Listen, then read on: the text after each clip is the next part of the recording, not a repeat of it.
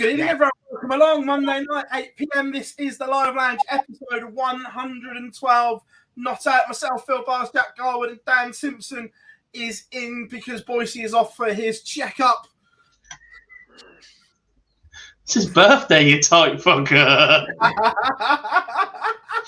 And he didn't want to spend it with all of you. What a guy. Instead, he's gone to watch the snooker, watch them protesting about oil and chucking sand or whatever it is all over the table. Bless him. Fair patron. But welcome along, everyone. A new funky little intro as well, boys. Did you enjoy it? Love that. Love that. Top work. No, something a bit different. Chat room is nice and busy as always. James was first in with the old Barney Army. Yeah, we'll talk about that later on. He had a good day qualifying for Euro Tours. Tommy is in. Owen, Jack, Daniel, Tommy Boy, Craig, James, Alex, Andrew, Paddy, Matt. I like this one. We just got YouTube user with good evening. Fan. Could be anyone, couldn't it? Matt, he can't get his name to change. Oh, bless him. You all right, Matt? Or Smithy Jr.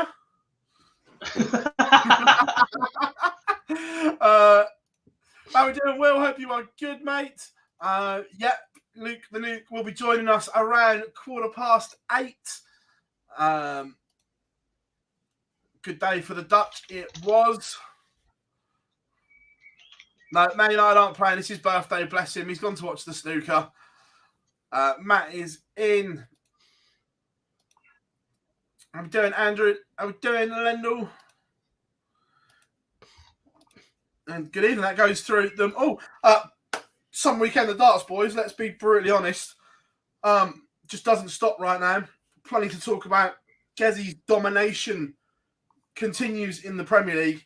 In terms of, we'll come on to it more, but in terms of just nightly performances, that's arguably one of the best nights of darts we've ever seen from an individual. Yeah, it was ridiculous, wasn't it? It was a bit of a pleasure, to be honest. Cam and I doing the fallout afterwards. And it was, when you sort of run out of adjectives, don't you? Run out of nice things to say. Certainly when they play 3 times in a night. And I appreciate he potentially ran out of steam. The last game, the final, wasn't quite the standard that we'd seen earlier. But how on earth could it be? Because what we saw earlier in the night was quite a special evening of darts from the Welshman. Then from there, obviously, we have Pro Tour action. The top 4 in the world all took the weekend off. MBG had a couple of exhibitions, then went home to enjoy some family time. Gezzy sunning himself in Tenerife with the family. Michael Smith living it up in Vegas, getting a Daily Star story.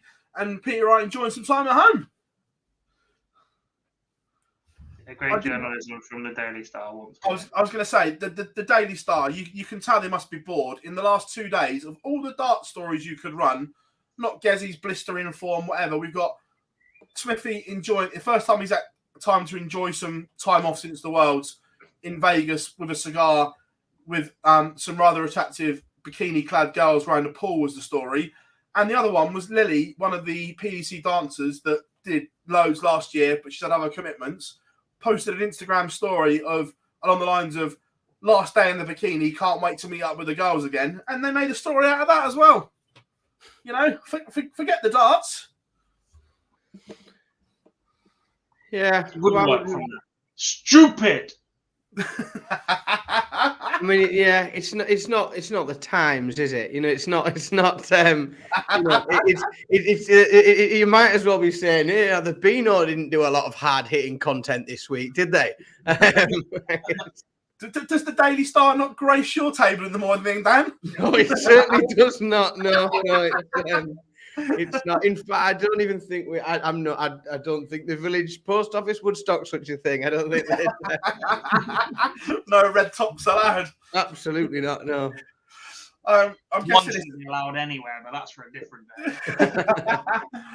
It's very much a football show as well, is it today? Absolutely not. Depends how well the screen goes throughout the evening. Yeah, not good for our teams, Dan, was it? That's for sure. Well, the only good thing that happened at the weekend was each other's team lost. Like, essentially, us losing and you losing is exactly the same as both teams winning. Like, it makes no difference, does it, as long as the other one doesn't win? No, absolutely. We'll start with the seniors as well, Gob, because that was plenty of action in Reading this week. The final qualifying for the Masters took place. 2 qualifiers, and the money list and the order of merit was decided. Standard, Richie Howson makes it. Yeah, I mean, look, Richie was pretty much solidly stuck in a long, long time ago. The man's won an awful lot of money this year throughout the seniors. But if he'd won anything else, then that position would have changed and gone further down. So wasn't as well shouted from the rooftop, shall we say. But yeah, another great weekend. Robert Rickwood picking up the Friday night ranking title. I think most players would trade one of those in for a qualifying spot, but that's not quite how it works. Mace has been there and done that on a Friday previously. And then throughout the weekend, Dennis Harbour, superb again. Qualified first weekend in Reading for the World Championship back in November, the first event he played in. Didn't play in Blackpool, rocks up here for only one day, knowing he's off to play county on the Sunday for Cambridgeshire, and puts himself in the Masters as well. It's staggering, to be honest, the fact that he's played so little, but has put himself in 2 TV events already. He's not. I know it's the seniors, and I know it's pretty much the comments we made about everybody, but Dennis is on the older side of the players in the room as well. So the fact he's still rocking up and doing it over the distance that these qualifiers are, best of 9s and 11s in the final, they're still decent slogs of days. Yeah, absolutely. Dan, I was going to read you the 16 names that we will have at this year's Seniors Masters. David Cameron, Robert Thornton, Leonard Gates, Phill Taylor, Martin Adams, Trina Gulliver, John Park, Bob Anderson, Kevin Painter, Neil Duff, Mark Dubridge, Chris Mason, Richie Howson, Colin McGarry, Dennis Harbour, and Mark McGeaney. That's some lineup to determine who will be the master. It is very, very. I mean, I didn't sort of. I suppose I found the seniors sort of through you guys. It wasn't something I'd naturally been attracted to, but I have found myself sort of deeply engrossed in it now, sort of as much as any other darts. And like coming to see it in Blackpool, I thought it was like a genuinely amazing event, like brilliantly organised. The atmosphere was amazing. The darts was brilliant. I'm gutted. Yeovil is a very, very long way from where I am. Like totally gutted about it because it's a long way from where everybody is. And I just it's a local one for me. But it's just, but even the lineup there. I mean, we know there's obviously huge names, like massive players in there. Really good. I think like it's brilliant for the telly. It's brilliant for just darts in general because the socials fire up because they're such big names.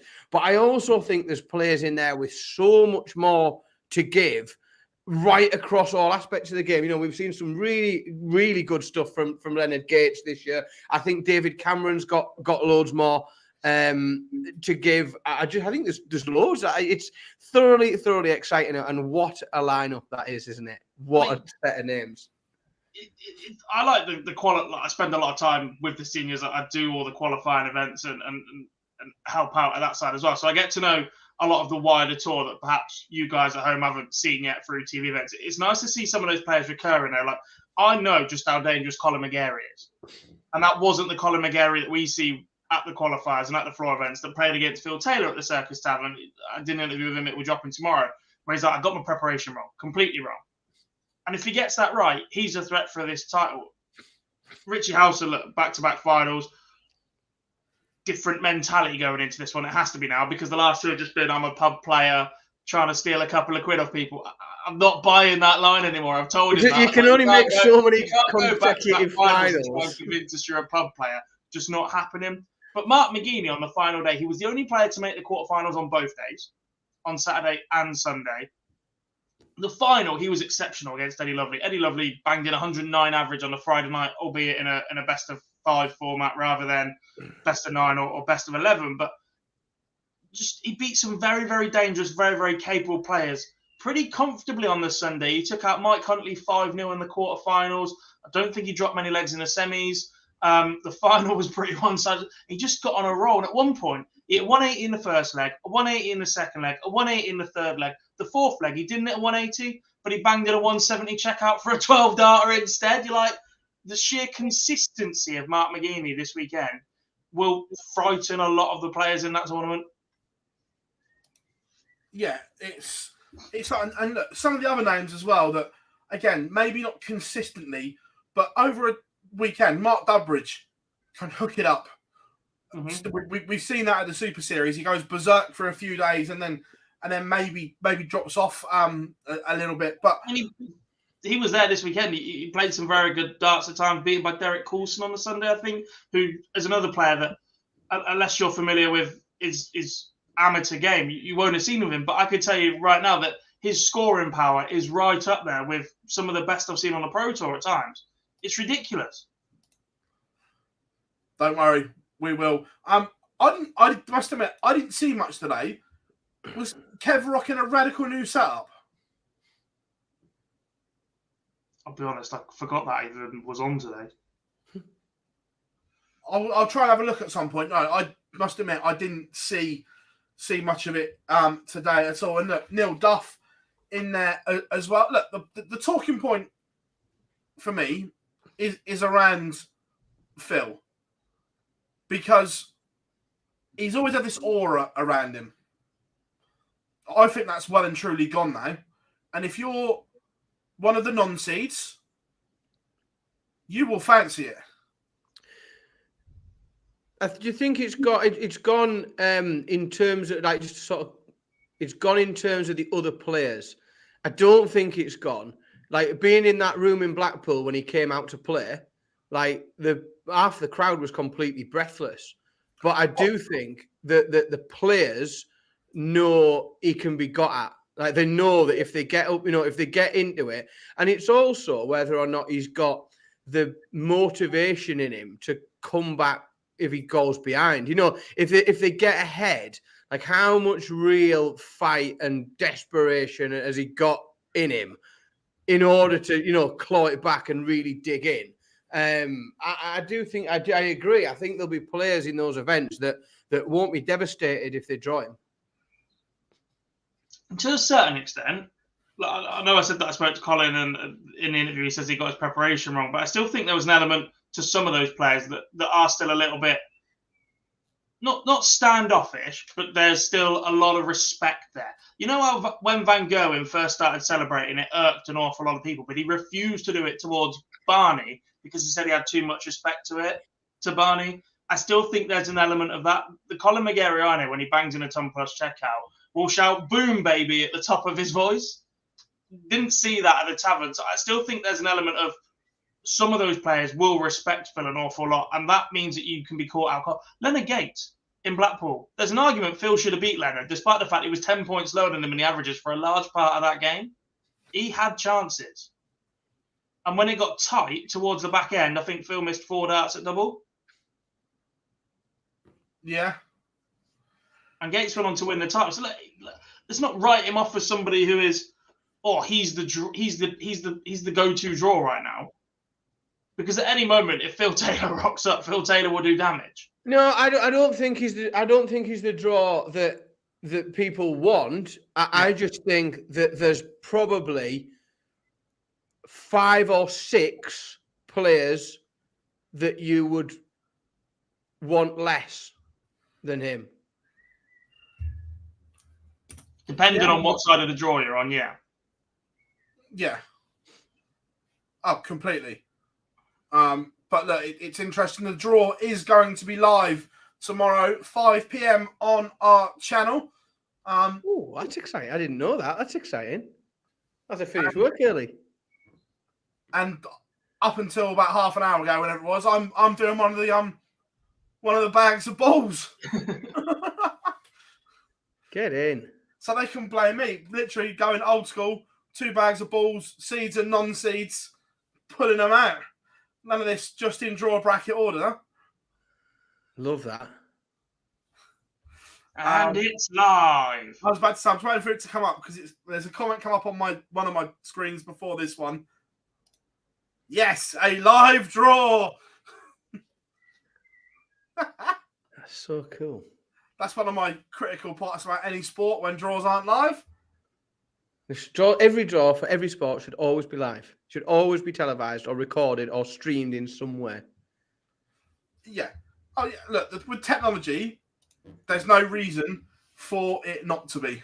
Yeah, there's no excuse, is there? Absolutely no excuse at all. To just throw some matches on that because you are constantly leaving yourself open to everyone in the world just pointing the finger and rolling their eyes. If you just throw a big bracket up and say, oh, by the way, we did this in the office this afternoon. This is what came out. Yeah. I mean, look, you still get people that are skeptical. I've heard comments that are skeptical on the fact that Phill Taylor was genuinely drawn to play against the golden ticket player. It was on TV. You can't get much more live than that. I tell you what, and as if by a little bit of magic, I'll just let him set his camera up so we can see him. He's in the back end, ready to go. Definitely not a senior. No, and as if by magic, this gentleman needs no introduction, taking the world by storm at the moment. The one, the only, Mr. Luke Littler's in the house. How we doing, buddy? Oh, you've that's it. Can hear you now, mate. Is that working? Yeah, got you now, buddy. How's you? Good. Get home all right? It's a bit of a trek from Portsmouth back home. Yeah, about 4.5, 5 hours. Nice, buddy. Nice. I bet it feels a bit better with $5,000 in your back pocket, though, doesn't it? Oh yeah, 100%. I'm not sure about this choice of attire, though. I know we've got rid of Boise tonight, but I can't be having that shirt on my show. No, but welcome and thanks for joining us, mate. I know you're gonna have to get used to these. I know you're a little bit of a shy lad at heart, but we'll take it easy on you. No, first of all, mate, Super Series, did you enjoy it? I know it's a bit of something different, something you haven't done before. How did you find it? The first day was very weird playing. Obviously, I knew Nathan and Alexander Merckx. I knew Kenny, but knew nothing of Alex and Steve Johnson, who both beat me on the first day, and then just shocked me. And then obviously day 2, I went 4 out of 5, and the last day somehow topped my group. Yeah, look, it's been a hell of a ride for you, and people forget that you're still only a kid in darting terms and everything like this. And do you have to pinch yourself sometimes what you've achieved in such a short space of time? Yeah, what I've achieved is amazing for myself. It's like as soon as I won the Super Series, I just got ready and went back to the hotel, ordered some food, and went to bed. I do reflect on it now and again, but it's just an achievement for myself. Yeah, but I like that because we see in so many other sports. I'm not saying people shouldn't enjoy it, but people go the other way and go out and then celebrate pie. I'm a big fan of that. I'm not gonna lie. That's a mature head on very young shoulders. But we're not going to just talk about darts in general because we're going to talk about everything. And that shirt on, you must be delighted with the way they're going at the moment. Yeah, we're not doing too bad, but we've just picked up a whole load of injuries. And hang on, they don't count. They didn't count when we had 20 different centre-back pairings a couple of years ago. Yeah, my heart they're not bleeds. A thing, apparently. My heart really bleeds. I'm devastated. This is literally the top 4 race right here as well, isn't it? Dan's Newcastle, Phil Spurs, Lucas United, and Amir's. It is. It's literally the race for the race. Have you just managed to somehow sneak Liverpool into a conversation about the top 4? Yeah. What are you on about? See, look, even Luke's like, really? You can say it and you can take the piss. They're shit, isn't they? Yeah. Yeah. Also, very well informed, and Gob's going to hate this as well. You're Gob's worst nightmare away from darts because you like a little bit of wrestling, like me, don't you? I did, but I've not really watched it. Now he's grown up, Phil. A 16-year-old is more mature than you.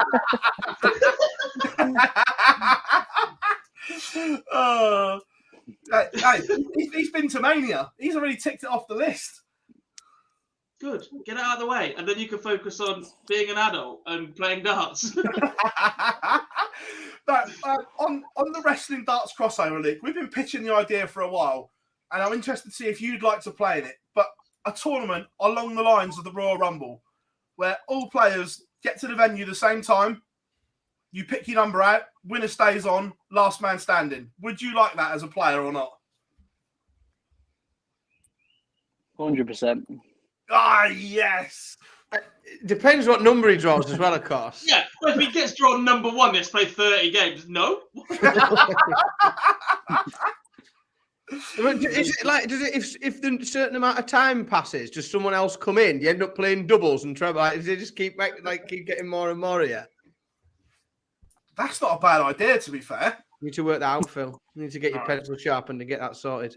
Oh, I tell you what, you've given me more ideas here. Going obviously back to the darts as well. Massive weekend. It doesn't stop for you. JDC this weekend, and you've got a little bit of catching up to do, haven't you? Obviously, you missed the first JDC Advanced Tour because you're in the Isle of Man. So you've got a little bit of work to do. Yeah, obviously the race for the top 4 for the England team is on. Obviously, I missed the first 4, and then a few people won't be there because of England, Scotland, and Wales international. So that should obviously boost me up. And obviously, if I win a few or win them all, then I'll be in a good spot when they come back for the last 4. Yeah, What's it been like playing in that England team before? Because I'm MC for Henry Coates at county level. Obviously, you got Leighton in that side as well.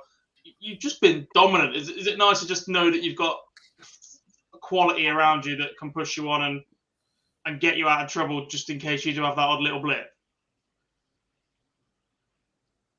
Yeah, we all obviously if we lose a game or 2, the other 2 will obviously try and win their game. But I think every JDC, I'm not being big-headed, but I think England we have the strongest side because there's just so many youngsters coming through at the minute. Yeah, on that, obviously, the way it's gone and the way everyone is, you must be so proud to be spearheading these youngsters as well that are coming through, because all eyes are now on the youth and the JDC that are coming through. Yeah, it's a brilliant thing what Steve Brown has done for the past majority years. I started 2017, 2018, and then obviously it's become bigger and better. The prize money's got bigger and better. There's got the foundation tour for the youngsters who obviously look up to the older ones on the advanced tour, but it's all going in good hands. As well, the year couldn't have got off to a better start.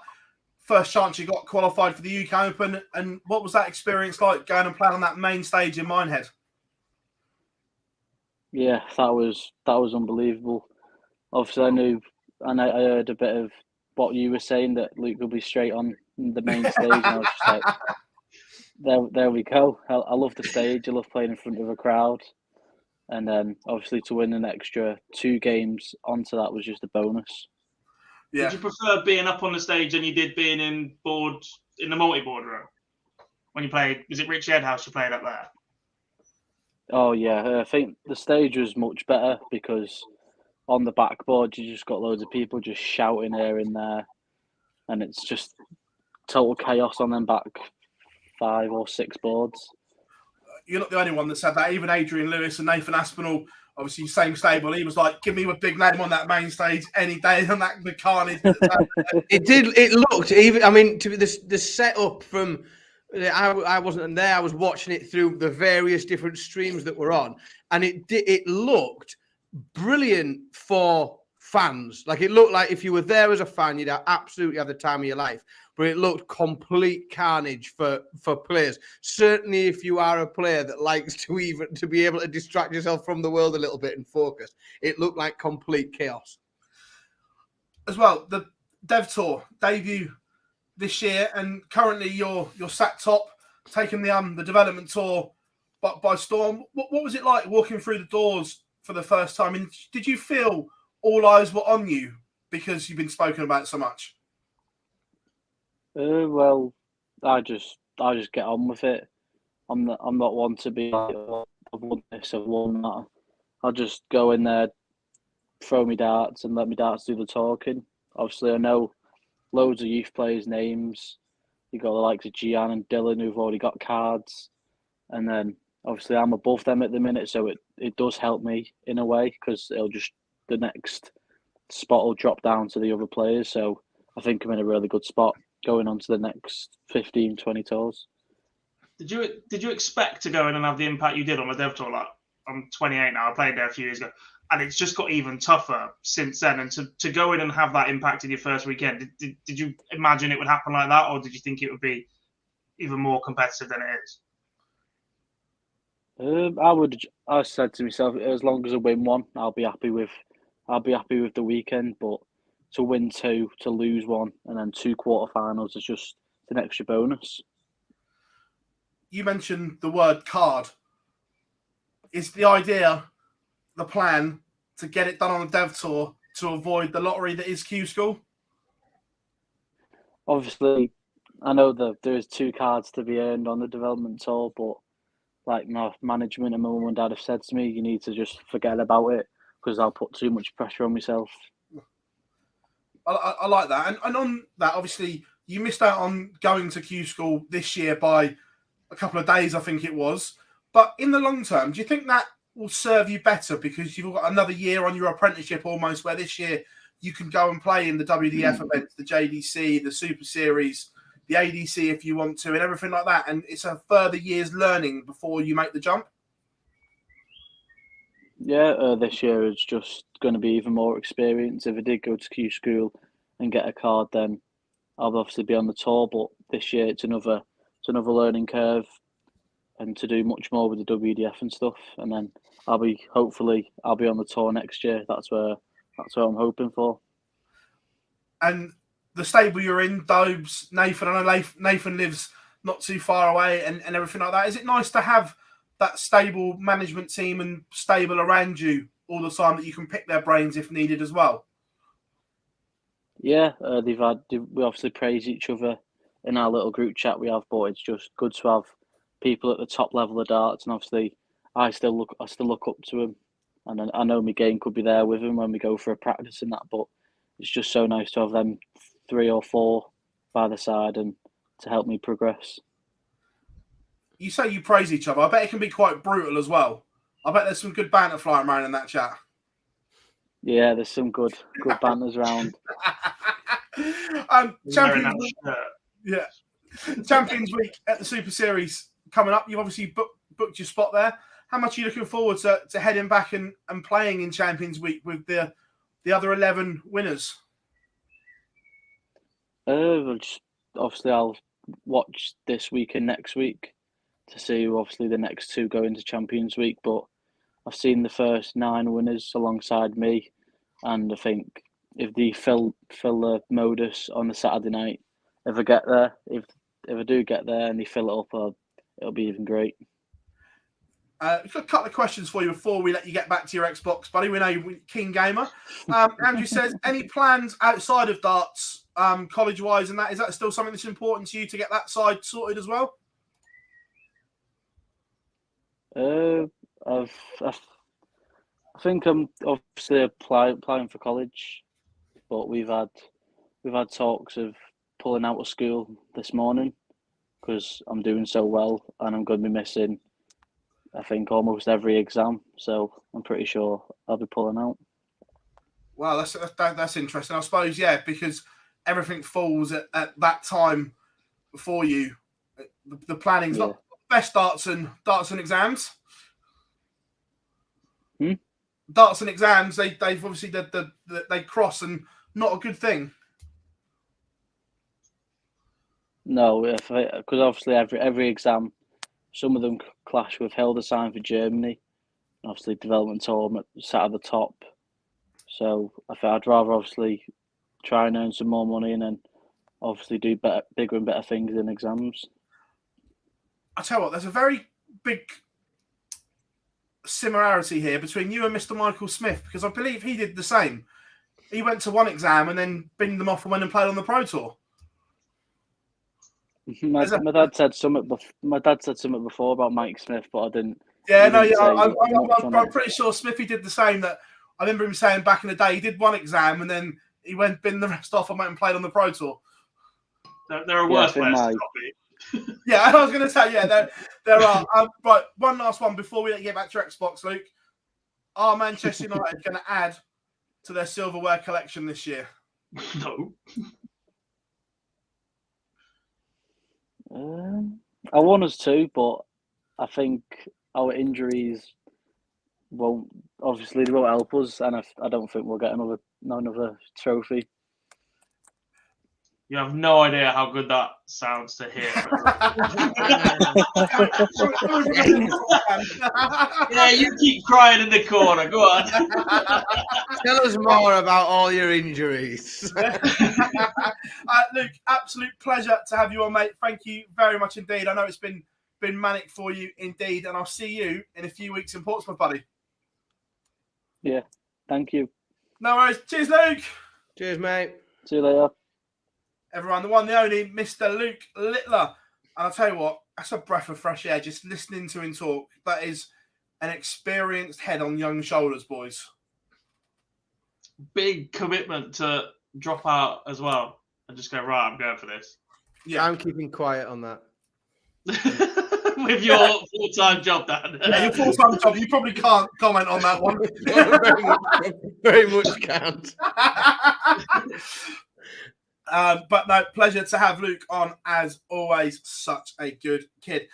Right, from there, we're going to go to this week's Premier League. We touched on it earlier. I don't think there's a doubt, is there, at the moment, that Gerwyn Price is the best player on Planet Darts right now? Oh, somewhere. Johnny's literally won the last 2 weeks before, but yeah, we'll go with that line. Yeah, but the manner of his performances, we're not seeing these kind of numbers or performances from Johnny. I'll be honest, I was watching the Mario movie, so this is on Dan. Honestly, I love the ferret to bits. However, what we saw from Gerwyn Price was just ridiculous, damn, wasn't it? Yeah, it was completely absurd in points.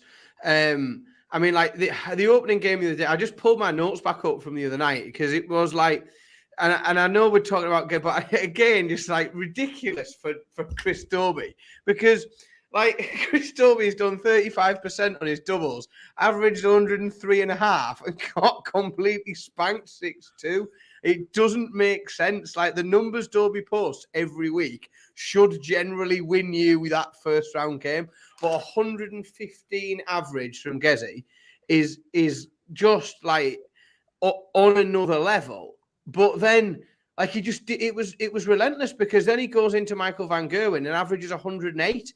Like Michael van Gerwen somehow in that semi-final averaged 105. He had 45% on his doubles and didn't win. And that's how good. That's the level at which Gezi's playing at the minute, and that he's reaching. Is that like he's beating people averaging 105 and with 45% on the doubles, and they can't beat him. You know, to beat Gezi Price in the Premier League twice that night, you've got to throw 10 dart legs. You can't. It's virtually impossible for people to break him. He's just playing that good. The final was a bit more scrappy. Just because I think the level, I mean, realistically, you can't, you know, it's challenging to sustain that through 3 games. So he was still ruthless in the final. You know, Smith really wasn't in that game. He was still averaging a ton. He was still finishing over 40% of his doubles. Just unbelievable. And I think at the minute, it's similar to what you said, Phil, without a doubt, the most dangerous player on the planet at the minute. I appreciate other people have won Premier League weeks, but if you're going to play Gezi in a match that matters to you, like he's the worst player in the world to draw at the minute, isn't he? Yeah, look, it's just incredible numbers from Gezi. There's a couple of talking points that I want to bring up as well. One of them is Nathan Aspinall. 4-0 up against Peter Wright, and then the wheels kind of came off. He was missing doubles. There was issues with the regrip again, and it's the first time I've seen Nathan livid with himself, and you could see it on his face at the back of the stage when Peter was throwing down and stuff like this. He just looked uncomfortable, and it's the first time I've seen Nathan like that. Yeah, and it's a bit. I found it a bit odd because as strange as it seems, that the timing seemed a bit weird because, you know, there are times in this Premier League where the pressure is and will come on. Certainly for those mid-table players, you know, as we get into probably the final quarter, I think probably after next week we'll be 3/4 of the way through. So, you know, and the pressure will come on, and those, like, every game will start to matter. And I appreciate that all points count, but, you know, realistically, that far ahead against the player that's bottom of the league in a match that doesn't really matter. You know, it wasn't against one of his, you know, one of the other players going for the 4th spot with him or anything. It seems to come a bit from nowhere. And that was what confused me a little bit, was when you see those things happen, you can often unpick them a little bit and sort of figure out where the pressures were coming from. But he looked to be under no pressure whatsoever. There's something like he looks like he sat on a feather. He must have had a little update from his other screen, has he? Yeah. I've been there a while. I saw him come again. He's trying not to crack a smile. I was like, I've already been out twice, but yeah. but a bit of a funny one for Nathan, but I just think we will. The real test is, because let's be honest, he's not finishing 1st, 2nd, or 3rd in this year's Premier League. And the real test is going to be this battle for 4th, because there is a battle for 4th, which realistically, the form that we're seeing from players and some of the fragility that we're seeing in the Premier League this year, it's 1 of 5 for me still. That 4th spot. I think the top three are absolute bankers, and it's 1 of 5 for the other one. My concern for the chasing pack, not Johnny, because his is all right, but Nathan Aspinall -15, Chris Dobie -12, Dimitri Van den Berg -10. That's the worry. That leg difference, like we say at times, it's like an extra point. That's almost like a point off. It is, and this is when it'll start to, because let's be realistic. Up until about now, no one's really paying attention to that leg difference, are they? You know, no one's paying attention to leg difference weeks 1 through 7. You know, no one's getting to week 8 and going, "Oh, leg difference a bit." But just as I say, I think we'll probably, after another week, we'll be 3/4 through, and we're on the run in there, and that's when every leg will start to count, and that's where we'll start to see things creeping in, because there's a big difference between getting beat 6-5 and getting beat 6-2, and it could be the difference between finishing 4th. That's when it'll start to get a bit tense, and we'll see what the pressure does a bit. Yeah, look, it was interesting. Nice little atmosphere in Brighton, though. It's the smallest of the current venues, and it was very, very intimate, and it was good. I thought it looked great. Yeah. I said on Thursday night, it really looked like a decent crowd, like a really good crowd, sort of proper Premier League crowd, but quite dartsy. I thought it looked like a really good venue. Yeah, we've got a couple of clips to play. We're going to play one of Gezi, and then Smithy's has a good talking point off of it. So we'll do Gezi first. You just know how to beat him. I think I've beat him the last 5 times, so Mikey boy.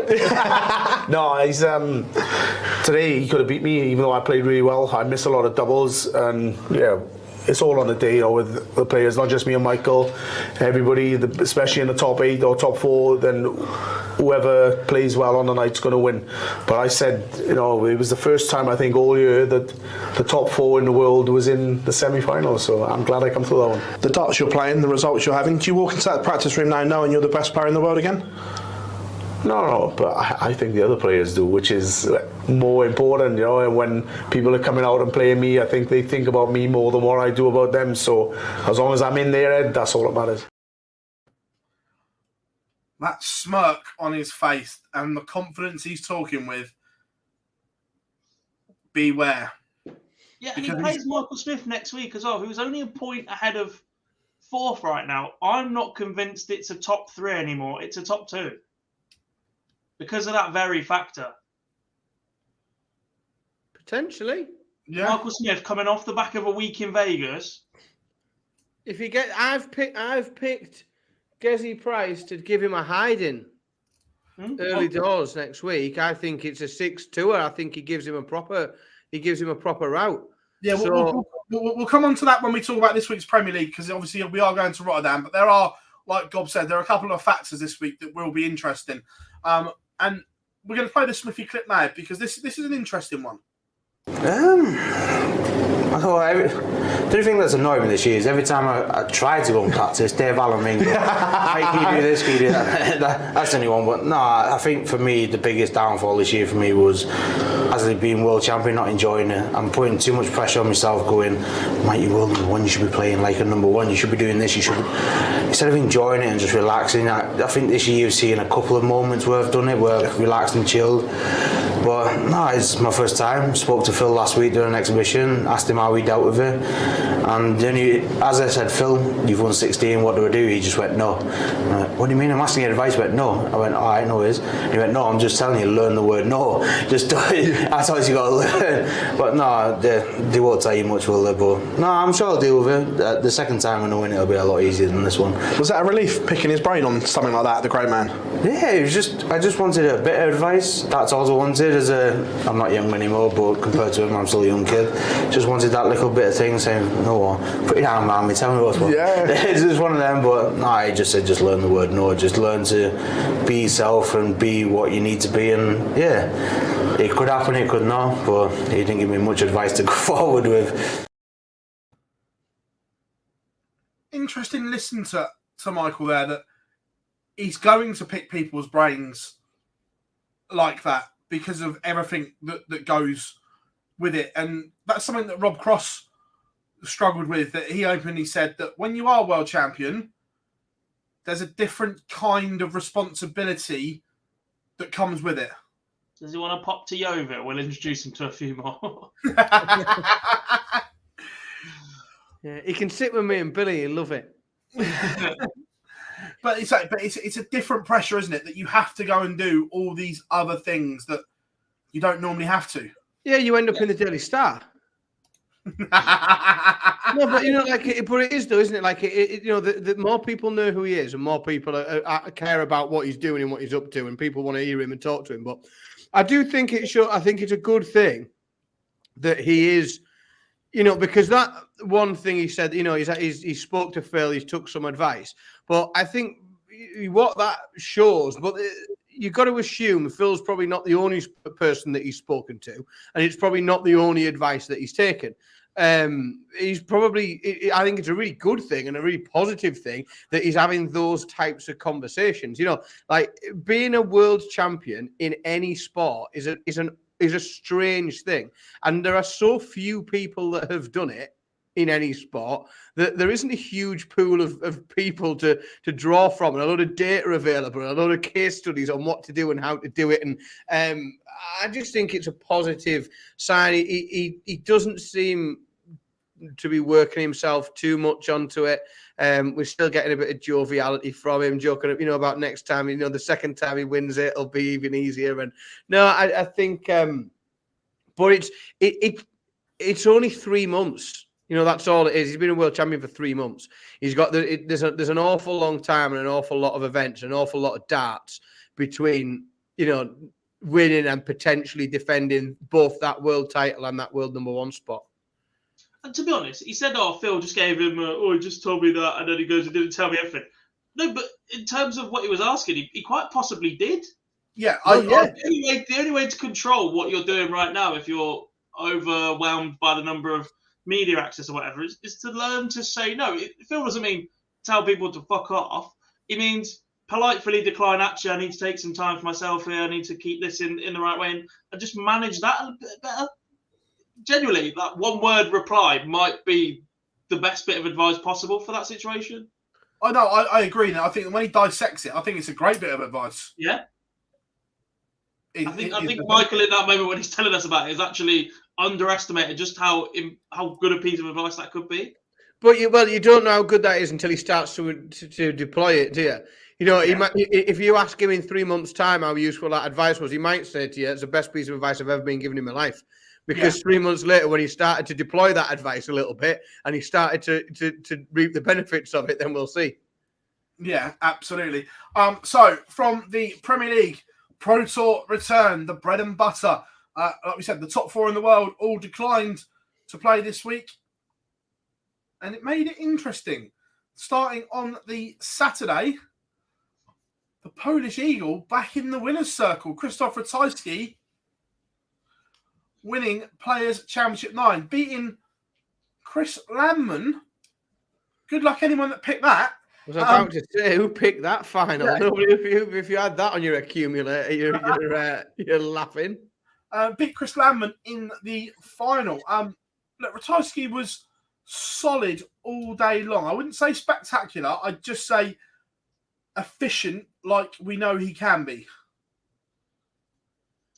That's what won him titles previously, though. You might see the odd performance where he goes over that ton plus mark, but actually it's just about that sheer consistency in his finishing, and that seemed to be back from a distance. Obviously, I was covering the scenes at this point. The minute he took out Clayton in that semi, like, actually, here we go. Yeah. You felt like the winner of that was going to go on to win the title. Oh, absolutely. Yeah.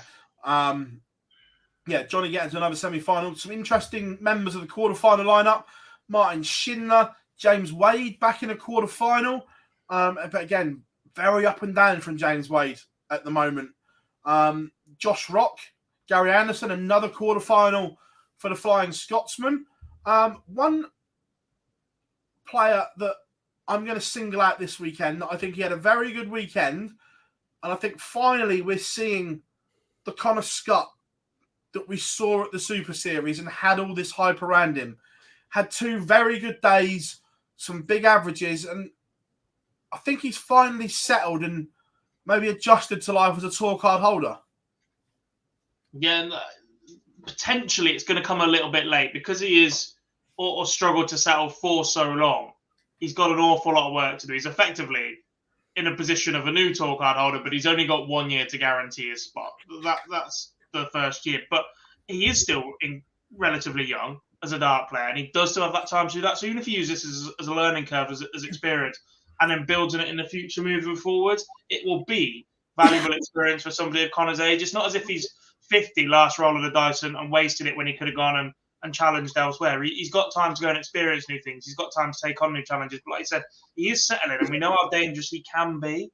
Yeah, absolutely. All it takes is one good result, one good weekend, one good day, and that goes an awful long way to securing your tour card. Yeah. There was one huge talking point in round 1, coming on board 7. Mario van den Bergade was 5-1 up on Rob Cross, and then all of a sudden we just got the game finished walkover. At the time, we were like trying to get some information, what's gone on and everything like that. And then Mario gave an interview. It was either to a Dutch journalist or a Belgian journalist over the phone after he'd lost for the day. And it was basically the lines of, Rob just gave up, walked off. I hope he gets fined. How odd. Certainty he's getting fined. But strange. Peculiar. That one. Because since Rob won the World Championship, there's clearly 2 different sides to Rob Cross's career. Up until the moment he won the World Championship, and then everything that's followed afterwards. I think that they're 2 completely different stories, and the way that he manages himself and whatever, we can have discussions about that all day long. But one of the qualities that will stick with you about Rob Cross, both sides of his career, is that he is a bit of a battler. Yeah. Not Nathan national level, but actually in terms of, you think Rob Cross has won what, 3 major titles, including the World Championship? 3, 4? Match play, European. Euros, and maybe one other. And you think about everything but the Worlds, and you look at it going, actually, Rob Cross is one of those players who's capable of winning PDC televised major titles with his B game. He can still dig himself out of trouble. He won that match play with his B game. He won that Euros with B game. Did not go deep at the UK as well, or I made that up somewhere. Not playing to the best of his ability. So to just walk away from a game is very strange from that point of view. Yeah, and like we said, there's been no word from the Cross camp. That was just the interview that Mario gave to, I can't, it was either Belgium or Dutch journalist that came out. yeah, just very, very odd from Rob Cross. Moving on to the Sunday Players Championship number 10. Dirk van Dijvenbode, his third title of 2023. I was having the debate with the chat room. At the moment, where would you rank him? Forget world rankings and that. Some had him top 3, some had him top 5 in the world right now. What are you saying? I find it hard to put him that high up because I still think there's a big difference between the consistency and level he can find on the floor in the Pro Tour and the inconsistencies that we see on the television in majors where the big money is involved. I don't think in terms of his darts game, he's one of the best in the world. In terms of his mindset, his mentality, and his ability to deliver his best darts game, I'm still not 100% convinced that he's. I don't think I'd put him in the top 5. I don't think I could do that at the minute. Yeah, it's the wrong time of the year to be judging where people are in terms of in the world. I think you could say this person's in the best form in the world, etc. But with the absence of majors where there is more pressure than anything else and players peaking because of the types of tournaments available to them at the moment, I think it's incredibly difficult to judge. Form-wise, he is playing fantastic darts. His scoring power is ridiculous. He is one of the biggest 180 hitters in the world. And he's not a player that I've ever associated with not giving up before, but there was something he said to Dan about he pinged a 156 at one point against somebody when he was in trouble. And that's not a quality I've ever associated with Dirk. When we've seen him lose big games, there's almost a standoff going, actually, you've let that get away. I didn't think he was mentally strong enough to be up for a fight a lot of the time. But actually, that seems to be changing as a characteristic for him as now. And he is winning from positions where perhaps he shouldn't do. And the minute you add that bow to your string, you're laughing. I didn't see loads of Sunday's action, so I'm just looking numbers only. Like I was sort of tied up all day with the kids, but he's like just looking at the numbers. Like he's done all right in the final. He's averaged 99, but then like he's semi-final. He's averaged 91. He's got through against Gilding with a 92.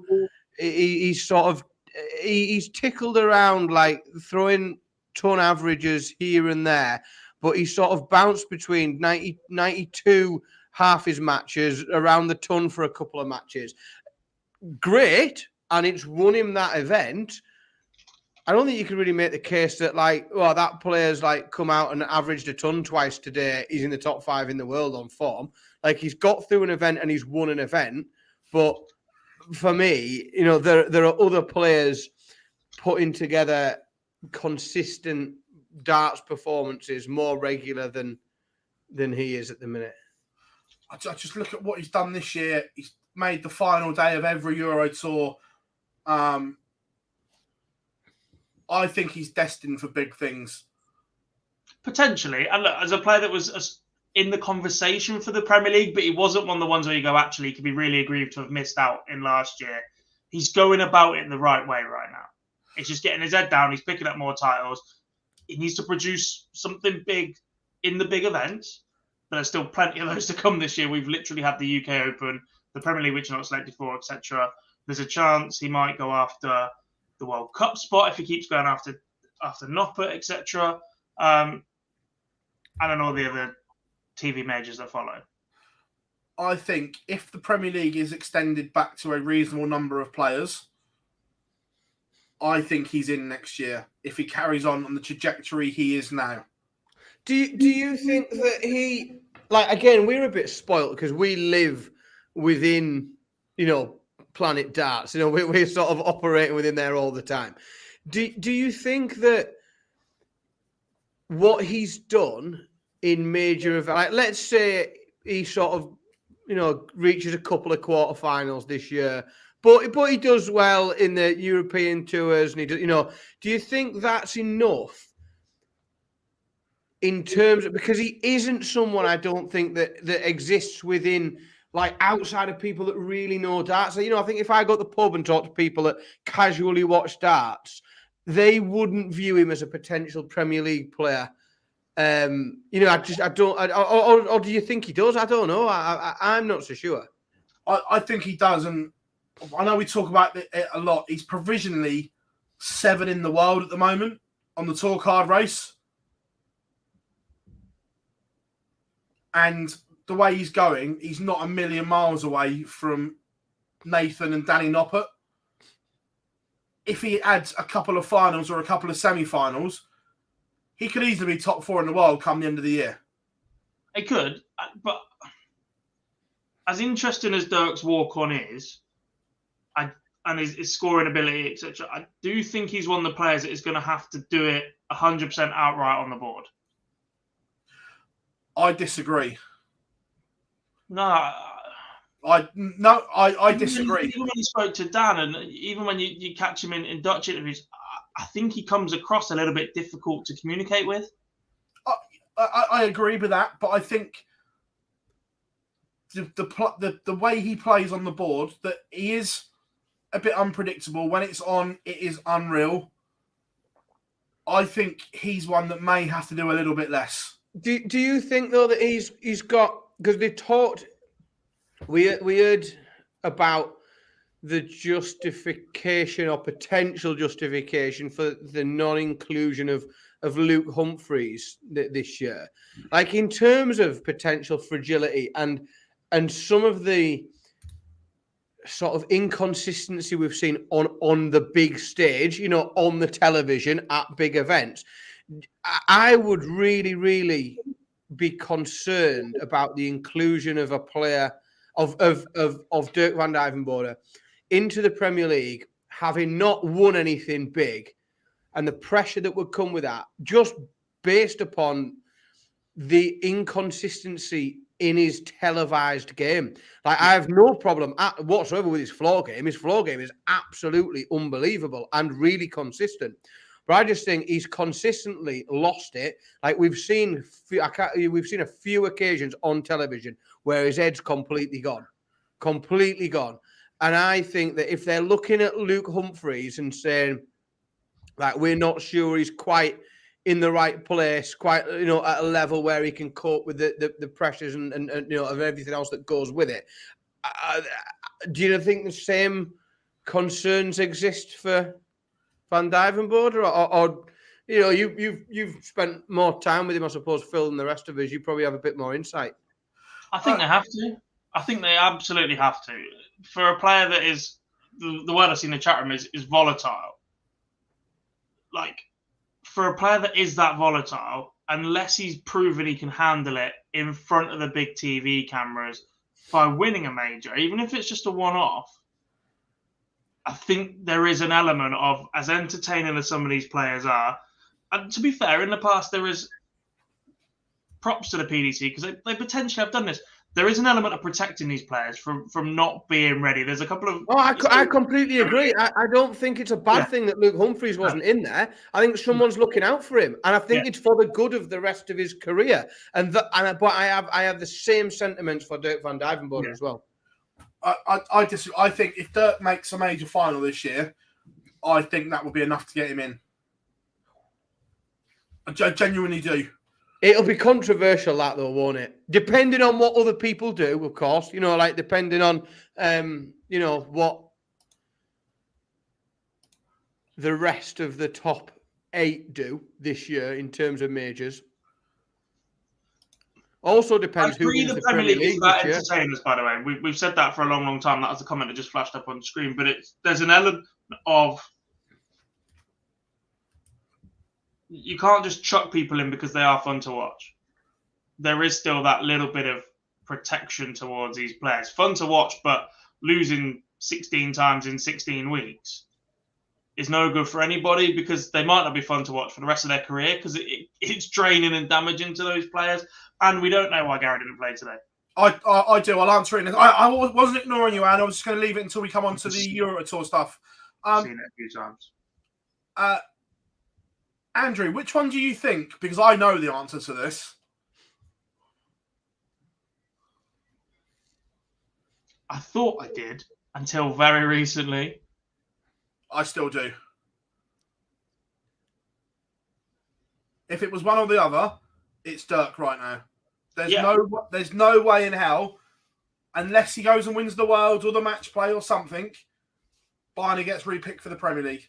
Not a chance. I was convinced the same, but then he was in a World Series event. Yeah, very different things, them though, aren't they? It's just a glorified holiday, that, isn't it? So it's a Premier League, but you go to Brighton. To meet and greet. I actually think I'd rather do the World Series. It's a bit more chilled, a bit more laid back. You get appearance fees. Well, there's other players that have played in World Series events, aren't there, that wouldn't be in with a shout of a Premier League spot. Would you rather go and do a tour?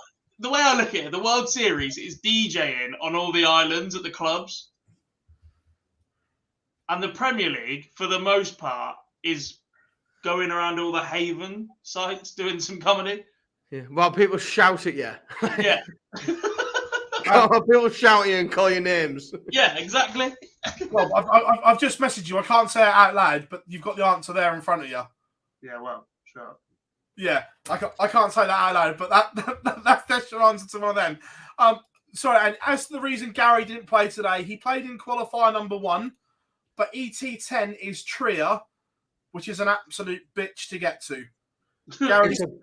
Gary's thing for doing the Euro Tour qualifiers were, I'll give the ones a go that are easy to get to. And it's Trier a gorgeous place, though. Yeah, it's just not easy to get to. That's why. I expect Barney to be working in the studio in the venue for via play. He wasn't meant to be on the entry list. He was entered by mistake. Management just go, yeah, you're there for that week. Yeah.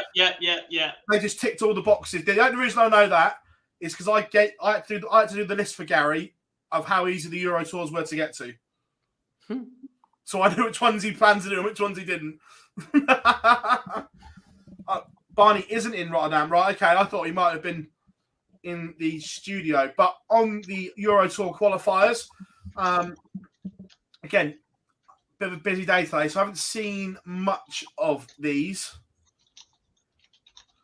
But ET9, the qualifiers were Ryan Joyce, Steve Beaton, Jose de Souza, Simon Whitlock, Keegan Brown, Raymond van Barneveld, Jean Van Veen, Lee Evans, Dylan Slevin, Richie Edhas, Pascal Reprek, please for that one. Graham Hall, Callum Ridds, Graham Asher on the Euro Tour, Adam Smith-Neal, Jermaine Watamina, Martin Clearmacher, Josh Payne, Ross Montgomery, Ricky Evans, Daryl Gurney. He's in some form on the Euro Tour, not so much on the Pro Tour, but Euro Tour qualifiers. Super Chin's doing it. Ian White, Manaz Razma, and Alan Suter all qualified for ET9. Ian White's finding a bit, isn't he? I feel like we mentioned we did an awful lot on Dirk then for the Pro Tour, but the fact that Dimitri was in a semi, fair play, but Ian White in a semi-final and Jose in a final, I feel like we've overlooked that a little bit right there. Yeah. Well, I just think the resurgence of Ian White has slowly been going on for sort of some time this year.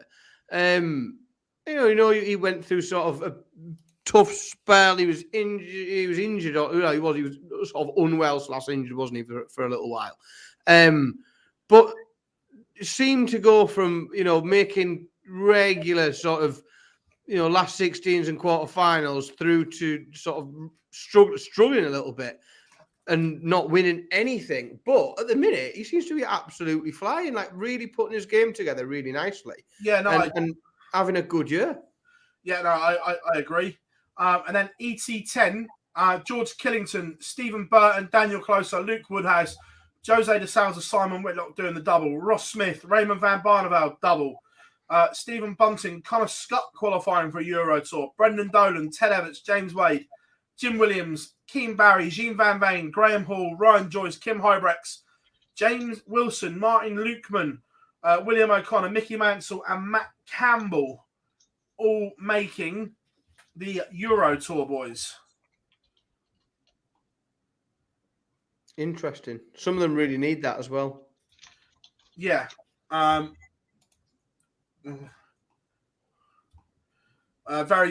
Very good from Matt Campbell. I agree. So that was there. We've already kind of spoken about, in chronological order, Luke Littler winning week 10 of the Super Series, beating Richard North in the final. Good to see Northie playing some good stuff again. But the Premier League this week, we are back to the Ahoy in Rotterdam, boys. The Sea of Orange is going to be there. The only one where you can wear football shirts. Another one for Gob to moan about, along with flags. different rules. Go on, he's going to say something in a minute. He's going to bite.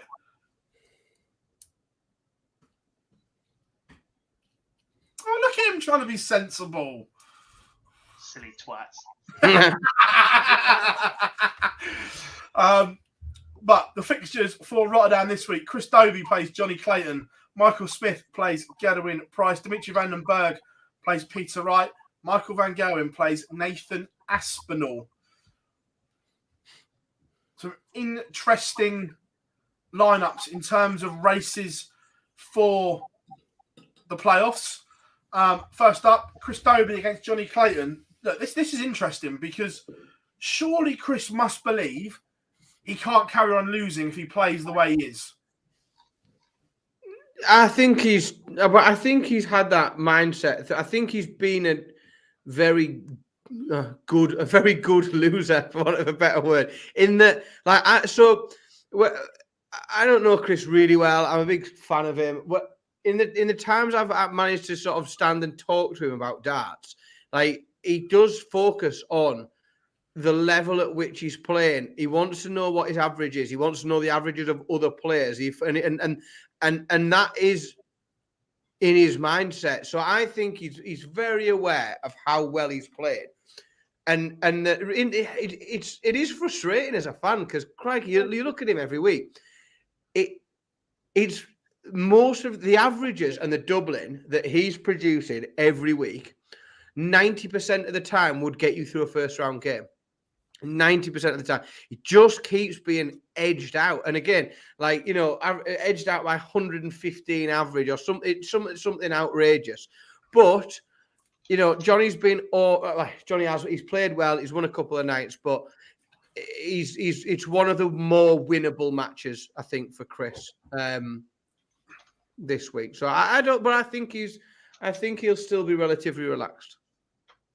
So you going for a Chris Dobie win over Johnny Clayton? Yeah, 100%. Yeah, 6-3. Roger that yesterday when I messaged him to see if he could come on the show. Yeah. Any sign of that does a shirt anymore, or is that in the drawer? The only problem with it as a shirt at the minute is it currently doesn't fit. That's part of my wardrobe. It'd be on much more if we hadn't had a lockdown since he was playing well. God, what are you saying? Dobie or Clayton? Johnny! What? I'm with odd pick. Dan. I think Hollywood. Picking a guy that's won 2 of the last 3 is an odd pick. Well, it is, considering he's not going to win. Now, this game is a real talking point. It's a repeat of the final from last week. Both of them currently on their holes, one in Vegas, one in Tenerife. Michael Smith against Gedwin Price. Let's discuss. I started to discuss this earlier, I think. Yeah, that's why I stopped because I want to bring it up here. I've got a major concern here that Michael Smith doesn't come back until Wednesday. So he literally flies from Vegas, lands in Heathrow, gets a connecting flight to Amsterdam. Doesn't sleep a lot because everybody wants to talk to the world champion. On the flight. And struggles. See, for me, jet lag. And given where he is in the table, this is the moment this becomes a top 2 for me. The way Gerwyn Price is playing, even though he's taken a break to Tenerife and whatever, I think he's just solved it right now in his own game. Well, and we saw on Price's Instagram, he actually took the darts and he's had a practice every day. Which he doesn't normally do when he's been away. So he's even if it's just an hour to keep his arm in the form he's in right now, it's more than Michael Smith will be doing. Just 45 minutes to an hour in a local bar there, just to tick his arm over. Yeah. And I go back to Copenhagen when MVG flew halfway around the world to come back off holiday straight to the event. And with the greatest of respects, he looks absolutely fucking knackered. I think, for me, if Michael Smith had have spent the week on a meditation retreat and he'd have had loads of sleep and done 7 hours a day practicing, he still wouldn't win. I still wouldn't pick him at the minute against Gezi Price in the Premier League. I just think where both these players are at right now, and I love Michael Smith, he's the number one in the world. Brilliant. I just think where they are both at mentally, physically, their darts game this week in Rotterdam, like, as I say, Vegas, Tenerife. But honestly, if he'd have been sat doing yoga for the week, practicing 6 hours a day, with a vegan chef on hand and everything else, I just think it's still, Gezi relatively comfortably, probably averaging 107 or something. And there's also another factor in this that I think they will be very pro Gerwyn Price once he walks out in the shirt he's going to walk out in. I think that solved that as well, hasn't he? I just think it's it's not a no-brainer, but I just think it's such a clever thing to do this year. I just, it's a slight thing that you can do to try and bring something more interesting to what's going on and to the entrance. Because let's be honest, we've listened to that bloody song over and over again every single Thursday night. Nobody likes it anyway. No one thinks it's a good walk-on song. So anything that you can do to try and just make it slightly more interesting, get the crowd on side a little bit. I think it's a really good thing. Yeah, I agree. And are we all agreeing on this one? Are we going for a Welsh victory? Aye. This next one intrigues me. Dimitri van den Berg against Peter Wright. Because right now, I think Dimitri's out of his depth. Agreed.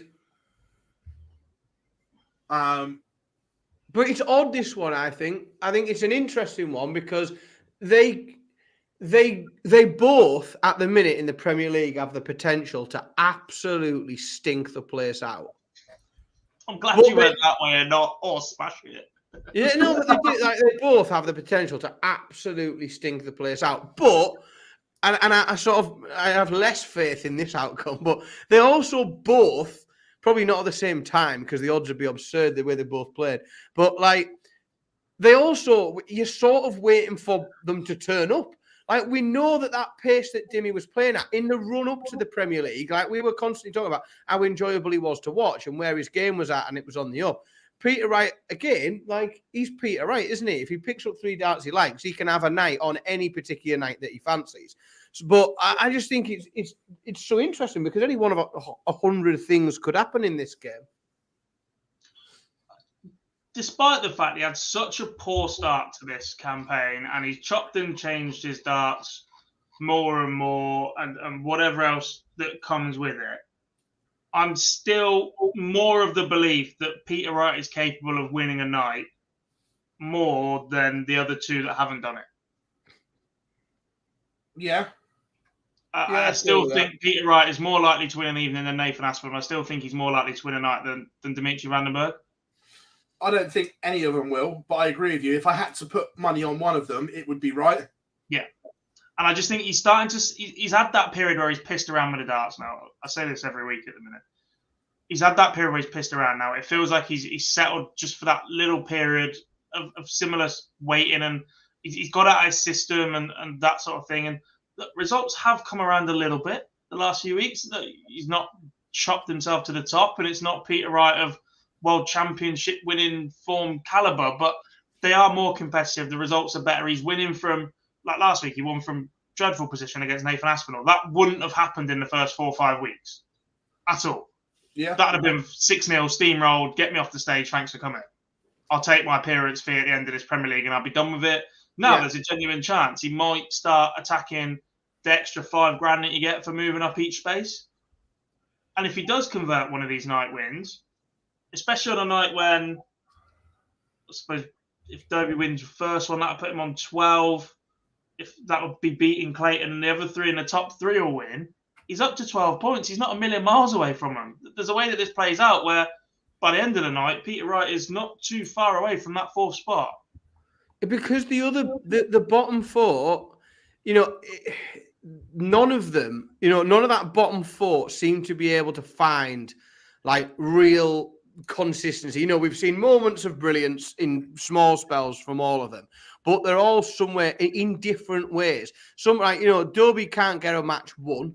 Like Dimmy can't find his scoring. Peter Wright can't find his darts. They're all sort of missing a bit of something. But I do think it leaves it wide open because it only takes any 1 or 2 of them to find that little missing bit that's clicking, and then it gets really interesting. Can we also, I'm not sure any players will say it, but there is an element that the players that are struggling right now have pretty distinct and set routines when they're on stage or as they get to stage. Dimitri does his dance and Peter Wright does his shuffling along. Neither of them. Peter Wright's not done his for a little while now, and his form's not been as great. And Dimitri's not been given full walk-ons for a lot of this Premier League campaign due to time restrictions and the fact that if you win, we get to see it again and again and again. When they are such opposing characters on the oche to what they are off the oche, that little moment that they do on stage, that little release, just settles them and almost changes their mindset, I think, a little bit. And not doing it or not being allowed to do it in full like they are used to might just be throwing them off a little bit. It's quite ritualistic, isn't it? It's quite. Yeah. It is almost part of that. Preparation to start a game. I accept it, but I just think at the level that they're at, the professionals that they are, you should be able to come out and play without doing a little dance first. I'm not saying it's the only reason, but I get you. Yeah. The psychology around it that would suggest that actually it might be having a bit of an impact to unsettle them for the early part of the game. Once they're up there and they drop into that mentality, that's completely different. So, who are we saying wins it? Rotterdam.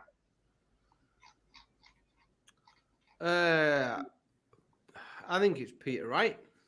Oh, yeah. We also haven't mentioned once the whole master and apprentice lockdown situation that I think that's gone there, though. I do, because the relationship went so south in the last 18 months, or it appeared to on screen. So, the match play, it was definitely an absolute all-time low. I think Peter Wright as well. Now, Nathan Aspinall, Michael Van Gerwen. Not the game Aspinall wants when he's trying to get last week out of his system to have a crowd of 11,000 cheering on said Dutchman. No, and I think him going last as well could potentially add to the pressure because with Price and Smith playing each other and Aspinall playing Van Gerwen, it guarantees that people around him in the table will win and will pick up points before he's, so either one of Dobie or Clayton is going to pick up some points. Either one of Wright and Van der Berg are going to pick up some points. That's guaranteed. So I then think he's coming on last. He's in this bloody big arena with all these Dutch people screaming, shouting and kicking off. Michael Van Gerwen's coming out playing other than Gezi Price, probably the best darts of anybody in the world. And then Nathan has to, where he has looked fragile, try and put a performance in. Big challenge, I think. I agree. I think Michael wins this 6-2, 6-3. Yeah, I agree. Handily gets it done, I think. What you say? Ass. Ooh. Brave. Yeah. There's still chinks in the Van Gerwen armour right now, I think. But last week he was brilliant, granted, but for the last few since he pretty much wrapped up his spot and told us he was there week 4 or week 5 at finals, and that was it. He's taking his foot off the gas. You can't deny that. He's taking his foot off the gas, and the biggest issue with Van Gerwen has been him missing doubles, and he's not the same player he was in 2017. And a big part of that, when you're not, means that you have to concentrate. And it feels like he's not at 100% concentration right now because he is so comfortable in there. I think in any other venue, I'd agree with you, but I think we will see an If he walks out and he's switched on, yeah. But if he's slightly off it goes both ways with a crowd like that. It's also a lot of pressure because they expect you to deliver. Because every time Van Gerwen's ever played in front of him, he delivers. I just think he will be switched on to the absolute max in Rotterdam. I also think of all the players to affect being shouted at, I'm not sure Asp is the one that's going to fall for it. No, possibly you can not. Get on top of a Dimmy or a Dobie. I don't think you'll get on top of an Asp. He'll just battle the same way. Like, he won't appreciate it. Let's put it that way. He said, I don't know how Gezi puts up with it constantly when he played him in Cardiff, I think it was, or whoever it was that's similar. But I'm just not sure it will affect Asp to the same level. So, from your predictions, what is your final and who is going to be victorious at the Ahoy?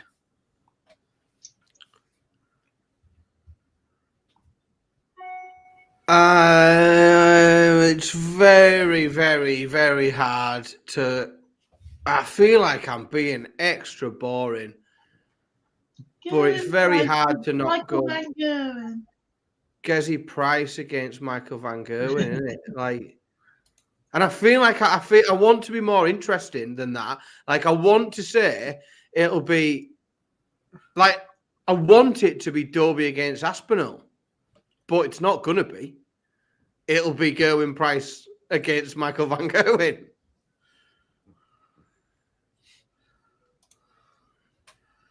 Who wins?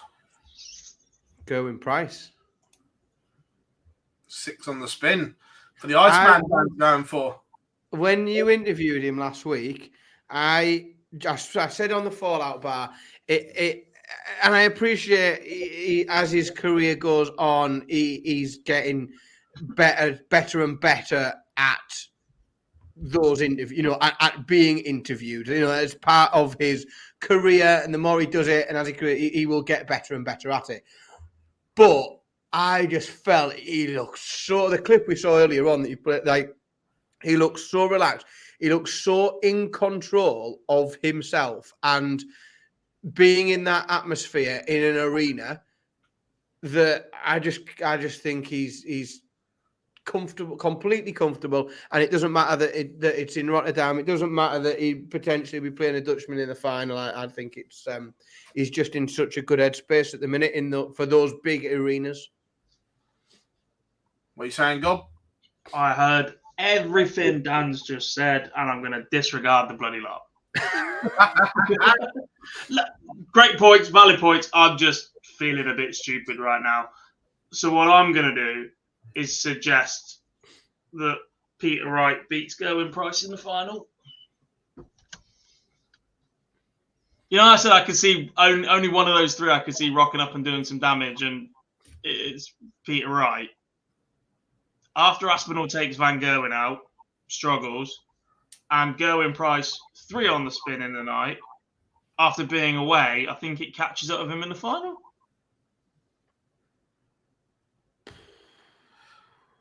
What's your catchphrase, Gob, that you use a lot? Where does it go? Stupid. I'm confused and also a bit worried about you, if I'm honest. Are you drunk? Not yet. Okay. In an hour. Not enough. Chat room, what are you saying? Is Gob drunk? Has he been drinking on duty? Either that or there's something funny in those bottles of Prime on your shelf that isn't Prime. They're empty. There's this. I'm going again for the predictable final. Gerwin Price plays Michael Van Gerwen. And I am going Gerwin Price makes it 5 nights. Shawnee Mack is with me, and Shawnee Mack is back at the Super Series this week, so we believe. He is. Shawnee Mack back playing as well. I agree. I think Peter is on his way back, but I just don't think he's anywhere near the levels of the other two. He might not be, but there is one thing that Peter Wright loves more in the world than anything else. More than his wife, more than winning big games of darts. Winding Michael Van Gerwen up. You know it.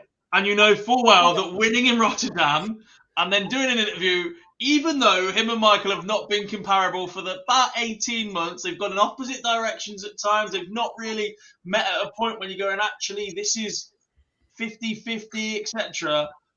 He will win it and just go, I won in Amsterdam. Thanks, Michael.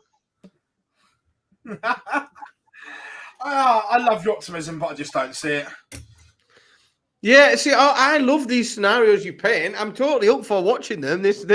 What you're painting there sounds amazing. I just think it's unlikely. It sounds like Picasso on acid.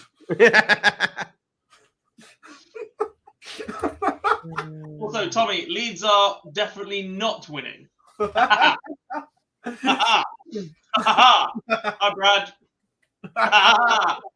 So that is the Premier League as we head to the Ahoy Euro Tour this weekend. Some of them have got to try and get from Rotterdam to Graz. Listening to Dan Dawson last week, it's an interesting journey for some of them, which will be interesting. What else have we missed? So there's some WDF action. Well, I'm not going to lie, I didn't see any of it because I was streaming. Don't know. No, Croatia this week, but where I was on the Pro Tour, didn't see any of it. I'm not going to try and pretend otherwise. So we'll forget that one. Week in darts. What else have we missed? Torremolinos Darts Festival was last week, wasn't it? Oh, you saying that? I know me and Gob spoke about this on the phone. The weekly darts cast interview with Des Jacklin. So I am very, very, very upset with Gob about this, right? Because as a rule, I'm going to say something that'll get me in trouble at some point here. But as a rule, you're going to tell me off for pushing content from another. Only because, like a fool, I decided to listen to it and then ended up driving. I was driving to work. I put it on in the car and was like throwing things around in my car, absolutely furious. I got to a meeting absolutely boiling. And someone was saying to me, like, I think someone thought something had happened. And we were like, is everything all right? I went, you wouldn't understand. It's about darts. Actually, I get 2 new tyres from the car, right? So I'm like listening to it on the way. I phoned Phill and went, I'm not even halfway through this, but you will not believe what he's just said about the Indigo 02. The best venue for darts in the country. I'm like, now, honestly, what are you doing here? And then, just like you, Dan, they must have seen me coming, mate, because I got charged 220 quid for 2 new tyres on a Peugeot 207. I was so cross at you because if you hadn't have tweeted about it, I'd have just bimbled through life not knowing that had ever happened and it was a thing. But I thought, out of sheer morbid interest, it was like listening to that was, like when you slow down on the motorway to get a good look at a crash. Like that's what it was like. Like I felt like I'd slowed down and been left scarred by it. Like honestly, I almost crashed on the M25 when the word said the Indigo is the best venue for darts in the world. It was I almost just, crashed. it was bullshit bingo. Like, because I found myself just driving down the road, just randomly shouting bullshit really loudly at my car. Yeah. Well, yeah, it was just interesting. Intrigued because it hasn't spoken for so long, just to see what had gone on, because obviously the trophies have been sold recently. Look, to get Des on is a big scoop, so fair play to the Dartsers, and I think Alex just allowed him to go off, which is good, because there were a couple of moments where you could have potentially pushed back and gone, yeah, but actually you did this or whatever, but actually just allowing Des to. I don't think he'd have answered any more questions afterwards, so we get more and more out of him. Yeah, and how that's he's it. Yeah, and then we can dissect it afterwards. And I'm just like, the fact that he and his family received death threats is absolutely abhorrent, and it is not condoned in any way, shape, or form. Nobody should ever receive that. That's bang out of order, and it's incredibly easy to make lightheartedness of everything else around that. But that needs to be said. That side of the interview and the way that comes across is 100% bang out of order, no matter what else happened. No, agreed. But the grandeur of delusion about everything else, it was people out to get him from the start, etc. I'm just not buying it all. At no point in any of that interview did Des acknowledge he made a mistake in any way, shape, or form. Not once in 2-3 years of running the BDO. That's impossible. Even it's completely detached from reality, and it's such a slanted view, like that. And it's just that refusal to accept, like it's everything is everybody else's fault, and that if only everyone had just done as they were told and fell into line and let him do what he wanted, then the world would be a better place. And I just don't buy it. I think it was absolute crap. In the most part, and I'm being very generous. Another bit that I don't understand or get. Now, someone's lying because he said that all the players were told that what prize money they were playing for before a dart was thrown. Now, I went and did media at that event, and 4 different players, and the interviews are on our channel, that all 4 of them said they didn't know what they were playing for going into the tournament. So, look, I'm not saying who it is, but someone's obviously lying. You've got 4 players, or 5 including Wayne Warren, saying they didn't know what they were playing for before a dart was thrown. And you've got one saying he rung them all in early January before the tournament started. So, look, there's holes in it. That's for sure. Whose holes? I don't know, and I'm not in a position to say, but there's certainly holes in it. Yeah. There's one other line that confused us all as well. And look, there are probably people out there that can... Is this the bit that we spoke about? Yeah, there are probably people out there that understand this a lot more because never kept up with it. But Des specifically states the trophies, which was quite a big part of that, were owned by the counties. Now, part of that interview, he tells you that the counties and the members were BDO Limited, and the company that went defunct and the professional side of the game is Enterprises. Yeah, Enterprises went to the liquidators and the trophies were sold on their behalf. So if the counties own them, how did they move from Limited to Enterprises? Yeah. So the short answer is that 90% of it is smoke and mirrors and complete arse, and that it's really boring. But most of it's publicly available if you're happy to go digging enough, and you want to spend half an hour plowing. I've been on Company's House. I've done some digging. I just don't know where they. Yeah, I've seen like. So because where they agreed to sell them, and actually I've seen the values that they've agreed to. I think where it's capped at £40,000, they owe like 180 grand or something, potentially more, with 70 grand's worth of solicitor fees or not solicitors. Because he talks about them as separate entities. Yeah, and that's all well and good, them being separate entities, but all that actually means is that they both trade under a separate like company number. Yeah. But I'm not, and I can't. To be honest, it's ages since I actually went and looked through it all. But potentially, if one is used as a holding company for the other, then there's an awful lot of smoke and mirrors involved. And because of the way it was structured, it wouldn't surprise me in any way if one was used as a holding company for the other, whilst they're completely different, separate entities. And I would suggest that that's the structure in terms of a business. That's where you would look. If you had multiple entities, you would have one acting as a holding company.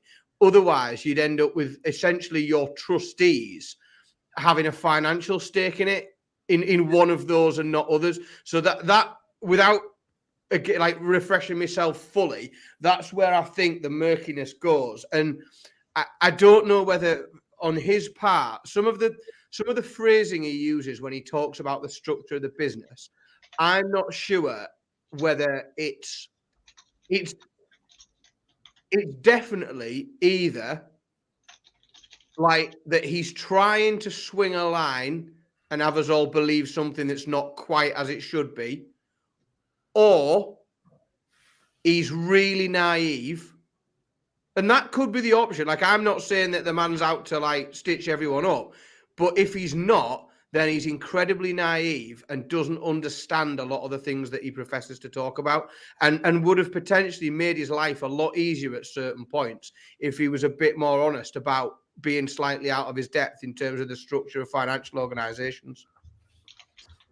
Yeah, it was a real interesting one, and like we say, Shawnee Mack is our new correspondent.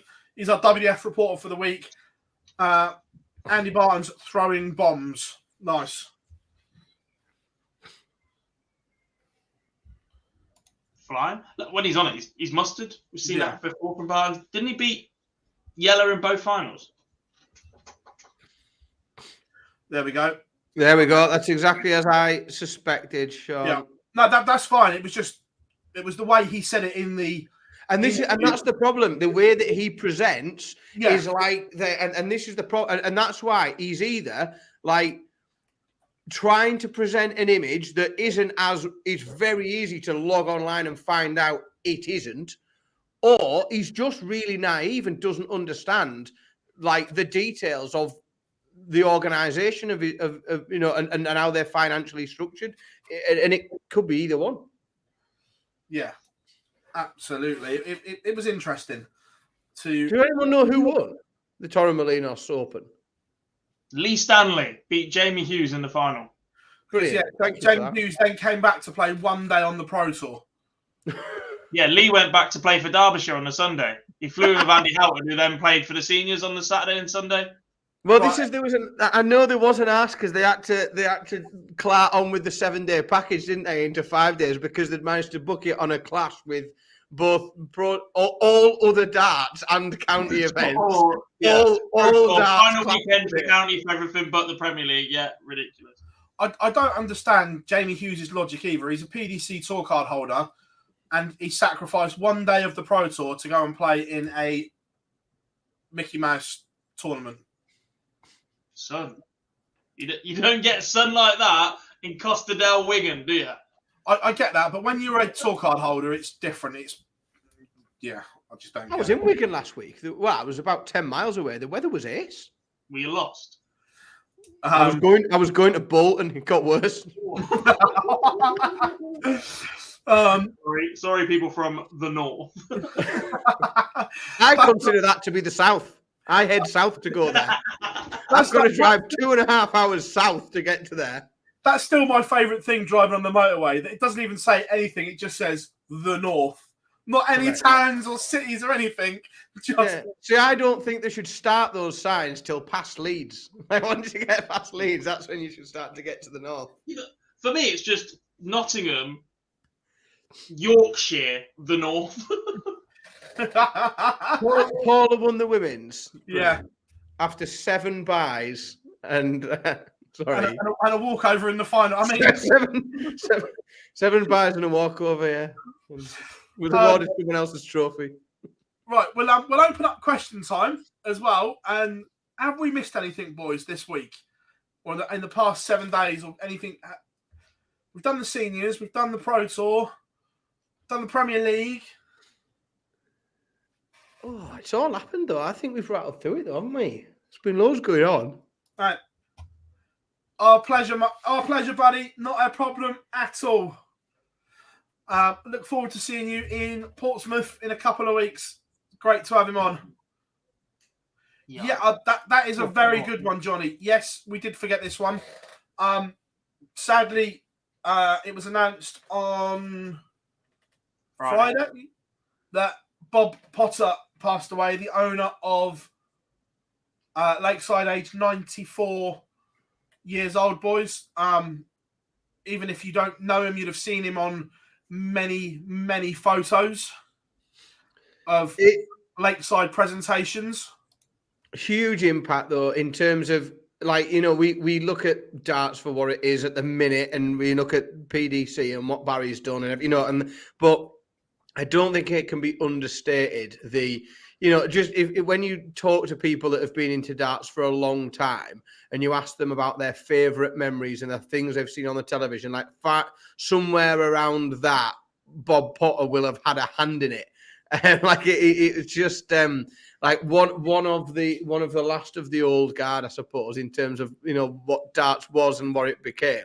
But yeah, it can't really be understated the effect that he potentially had, and whether without him the sport would be what it is now, I suppose.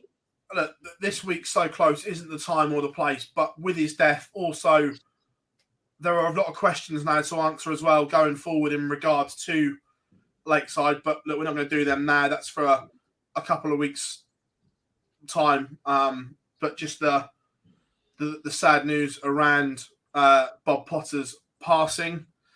The Asian Tour was back again. Didn't see a lot of it because I was on the Pro Tour stream, but it's just good to have the Asian Tour back, boys. Massively needed. With new winners as well. There was I think someone posted a picture on Twitter that Malik Dem had gone 5 darts into the 9 or 7 into 9 or something. That's good to see. We got 3 new winners on the Asian Tour, which is massive. Superb for them. They were Rosendo Lubaton, Ryan Conda, and Reynaldo Rivera, beating Lawrence Alagan, Nitin Kumar, and Lawrence Alagan in the finals. Like, that's not bad going at all. Like, we've been saying this for a while. We've been massively hyping up, deservedly acknowledging the role that the CDC are having in America right now, and potentially establishing them as the next power to produce dart players. And this is just going to show how important the Asian Tour is, because there was a real quality on the Asian Tour before COVID hit, and it got shut down. And we've still seen some of those players sneak into World Championships, not sneak into, but we haven't seen an awful lot of them aside from those tournaments, and they've still been able to compete. But actually being able to get back fully flowing on the Asian Tour is absolutely massive, because there are some incredibly talented dart players out there. We've seen that in the past, and the more and more experience and opportunities they get to play Asian Tour events, similar to Pro Tours and Floor, etc., the better steel tip darts will get in Asia. It's interesting as well because I think as we move forward, like it's you've got to believe it's only a matter of time before we start to see players from that tour coming over and making serious inroads into events like Q School, and looking at getting, you know, winning a card and playing on the Pro Tour and playing for the big money and the big rankings, so to speak. But it will be interesting to see just how, because we know I suppose in quite a lot of detail the challenges that face, you know, the players that are on the tour from North America, the Canadians, the Australians that have to make, you know, big decisions, big sacrifices. They have to potentially move here without, let's be honest, darts is not a guaranteed income. Like there is some level to it. There is, with sponsors and various bits and pieces. It's very difficult to predict how much you're going to earn in a year, and then to make the decision to move to another country and to commit to renting houses and things. But I do think it's only a matter of time before we see some crossover from that tour into the Pro Tour. Yeah, I agree. Also, cross-border this weekend on the CDC. Looking forward to that very much. It's just nice to see these associate tours now flourishing. It really is. Yeah. And I guess, look, we will try and cover them as much and as best we can. Look, we're quite busy for everything else, but we'll pick them up and go into more detail about them as the season goes on. I mean, we've missed the Nordic and Baltic as well. You had Cantele picking up another title, Vladimir Anderson picking up his first as well. Some Euro Tour qualifiers, Dennis Nielsen for Belgium, Gianni Lorilla for the Czech Darts Open, and Marco Cantele for the European Darts Grand Prix as well. Yeah, agreed. I've starred some questions. First of all, this one not a question. Jar is in the chat room. Hope you are good. Yeah, Jar was planned to come and join me yesterday until some stupid cricket game overran. Ugh. It's not like the 100. Nah, not the 100. The best form of cricket. Everyone knows that. Yeah. I mean, Jar and I are going to 100 finals day, but yeah. Are you really? Is it? Is he going to that? Yeah. Yeah. Did you not hear? Oh, I'll remind him of that next time he's on a rant about it. I'll remind him that he's pushing his money their way. I don't know. There's a story. No, not pushing money. Did you not hear? He entered a competition to win It was tickets. on radio. It was on Radio 1 with Greg James. And it was Jarlath Eaton winning a radio competition. That doesn't sound likely. No, but he didn't win it originally. I can't remember what the question was. It was how many balls are there in a standard game of T20 or something? You can only throw one at a time. Or 100 or whatever. And the guy gave the answer as if it was one innings or something. And Joe was like, actually, no, it would be this. And Greg's like, don't try and win it on a technicality. And then, like, half the country messaging going, actually, no, you've done him out of there. So he got a message back going, yeah, you can have 2 tickets as well. Brilliant. Well played. Well played, Jarlath Eaton. Daryl Pilgrim was going mad with his averages again. Will Keen Barry make the match play? Oh, let's have. I've been looking. In fact, I've actually got the match play race open on my screen right now, and I tell you what, there are some quite big names that are going to have to pull up some trees. Like Callan Ridge is a mile away, as is Darryl Gurney, Mervyn King, Big Vincent. Like there are some players that are going to have to really, really go. Darryl Gurney? Yeah, Gurney's outside at the moment. Yeah, Gurney's outside. On the what? The match play race? Yeah. Yeah. Ridge, Gurney, King, Van der Voort, Suter, Williams, Lewis, Whitlock. Danny, you're only looking at the main order of merit side because Gurney is outside, but he's also only £2,000 outside on the Pro Tour order of merit, and he's qualified for 9 out of 10 Euro Tours. I don't know. I just had a match play race open. I was just rolling down at everyone whose I name think you're only wasn't looking at the main order of merit, in which Callum Ridge is 25th and 90 grand behind. They're still outside though. But the question is, Keen Barry. Do we think Keen Barry? No, I don't. I just think there's too many players above him that are playing well. Where is he? All depends on the Euro Tour, doesn't it? Everything depends on the Euro Tour at the minute because it is significantly weighted. What do you reckon, Dan? Because God loves this one. Is Ryan Searle safe yet? Is Ryan Searle safe? Yeah. It's right. This goes back to last year when me and Jar were calling him safe for months and God wasn't having it. Oh yes, I remember these conversations. Yeah, that was mad. That Jack, you were. Bang on the money line. Thank you very much. He was not safe until the very last event. Safe then, wasn't he? He was in. Yeah, our projected title was right, and he was safe. We win.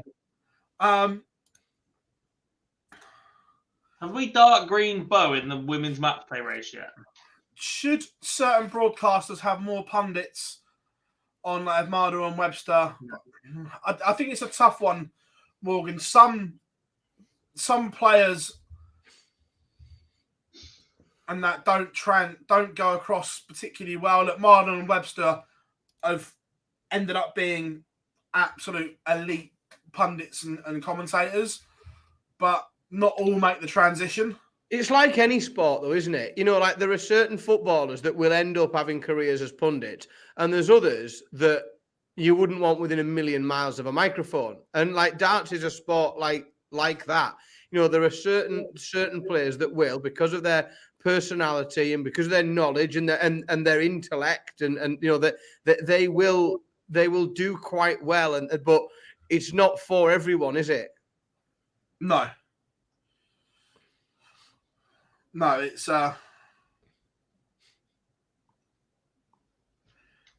it's an interesting one.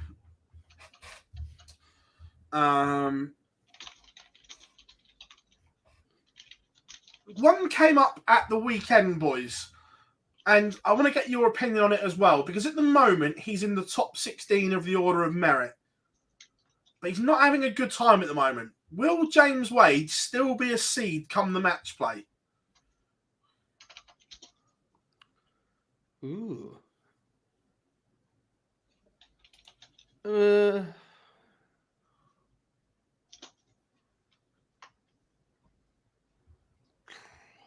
I just think it's impossible to predict anything with James Wade, because you just don't. Every time, like the man relentlessly makes a fool of me whenever I share a view on him. If I think he's going to be crap, he plays unbelievable, and if I think he's going to be amazing, he chucks in an 81 and packs in halfway through. Like I just find the man very, very difficult to predict at the moment. The last couple of years have been a bit iffy, haven't they?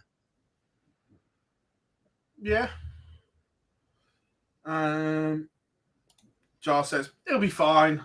I had a quick look. He's not defending an awful lot between now and the match play, so the ones would have to go and rip the spot from him.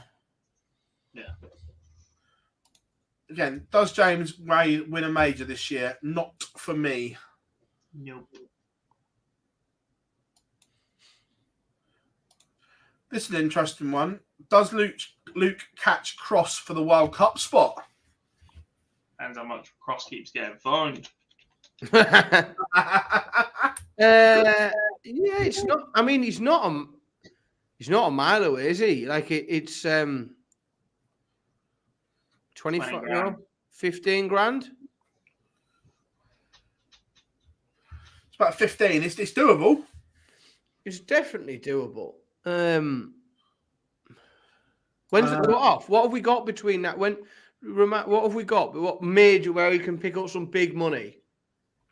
No, it's Euro Tours and Pro Tours. That's so it. There's nothing between that. Nothing it's between now now and the World Tour. With a Euro Tour or something like that. Could happen. Yep, seen Smithy loving life in Vegas.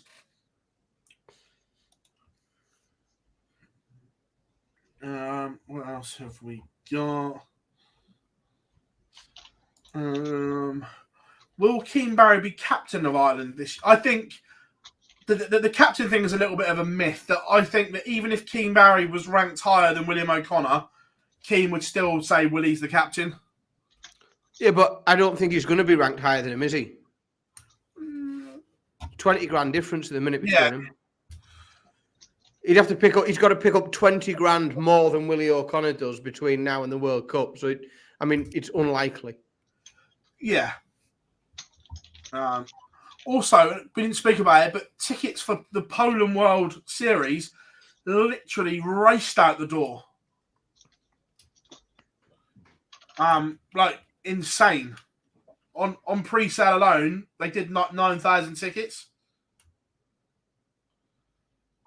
Another good listen. Not bigging them up or anything like that, but it's Dan Dawson's chat with Matt Porter on the Dart Show pod, where it's more about Matt's background and things like that. It was a really good listen.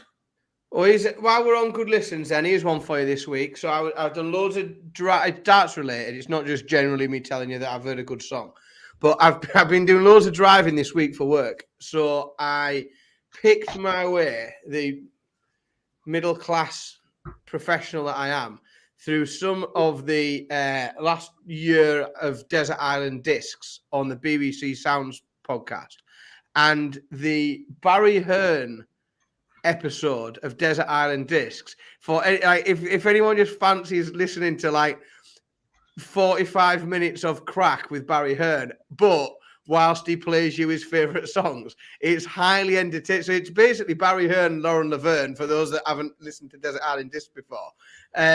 Lauren Laverne interviewing Barry Hearn and having a chat about music he likes while they play it. But it's on the BBC podcast, so it's a freebie, but highly recommended for something a little bit different to listen to and find out a bit more about his childhood and his upbringing and what music he listens to and that sort of thing. Is he into Post Malone? No, his music tastes are eclectic. They're quite good, actually. There's some interesting stuff in there. But just the interview itself's quite good because it's a Desert Island Discs is a sort of like, very, very famous TV show. Oh, sorry, radio show. But Barry's episode is particularly fun. They do a good job with him. Yeah, look, it's never a dull moment with Bazza. Yeah, so he did have that. That was on there. That was, and he talked through the background of when he bought the snooker hall and his first jobs as an accountant, and he did. It was thoroughly interesting. Really good show. His book is a really good read as well. Yeah, it was just quite good that he'd sort of sandwiched it in with like talking a bit about what was going on in his life, and then DJing some songs to go with it. It was pretty good. Yeah, his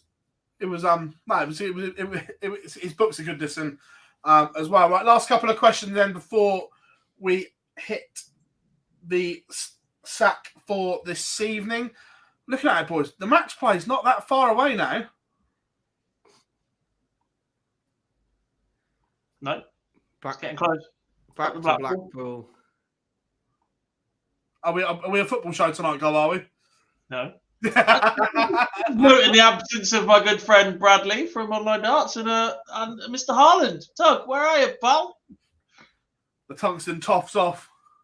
I literally don't know any other Leeds fans. It's probably better that way. Yes, I do. I've got one on Snapchat. Here we go, then, boys. There's loads of them on Twitter if you want to go and play with them. He's even at the game.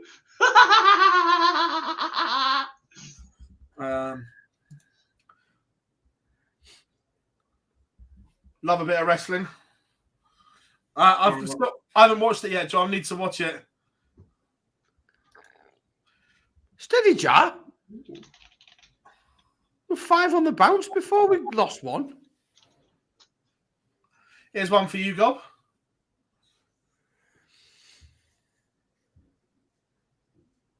Simple, I guess. I'd love to say it's what we're trained to do, but I have absolutely no experience of social media before we started doing it.